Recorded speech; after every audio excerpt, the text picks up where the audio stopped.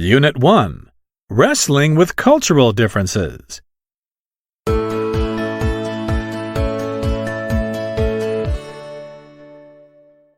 Read about it.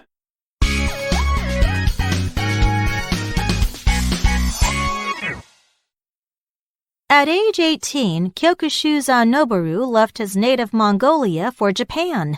He dreamed of competing in Japan's national sport, sumo wrestling. However, the longer the young athlete lived in the new environment, the more challenges he had to face. Among these, the toughest one for him took place outside the ring. Noboru had to wrestle with how differently Mongolians and the Japanese view time. To survive in Japan, he would have to find a way to beat the clock. In Noboru's homeland, people traditionally spend days outdoors tending large herds of sheep, goats, and horses. They seasonally move from place to place, searching for fresh grass for their animals.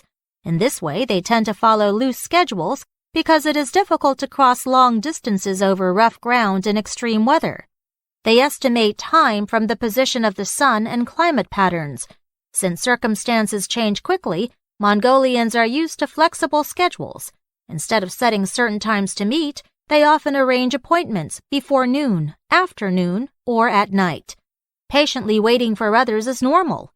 As long as they arrive within the specified block of time, they are on time. This is very different from the practice in Japan, where a person is late if he or she shows up even 1 minute past the appointed time. To avoid an embarrassing situation, the Japanese arrive 5 minutes early for appointments instead. The emphasis on being on time started in the 1800s during Japan's Industrial Revolution. It was a period when idle machinery meant lost profit. Factory owners demanded that workers punch in on time for shifts so that they could meet tight production schedules. When Noboru was still adapting to life in his newly adopted country, he once made a big mistake. On one occasion, Noboru and some other junior Mongolian wrestlers lost track of time and returned late from an evening birthday party. What's worse, they didn't contact their coach immediately.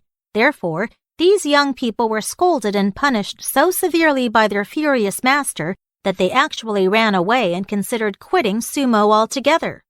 Although afterward most of them decided to stay, they never forgot the lesson they learned about being late in the land of the rising sun. From then on, they never dared to come back late or oversleep. It is apparent from Noboru's story that people from different cultures view time in their own ways. With people connecting with others from different cultures, they develop new concepts of time. Nevertheless, old habits are hard to change. Germans believe that time is money. Thus, they might think that having a 2-hour lunch break is a waste of time. On the other hand, Spanish people have a saying, "Viva la vida," which means live life and enjoy every day. They might think 2 hours is barely long enough to eat, relax, and socialize.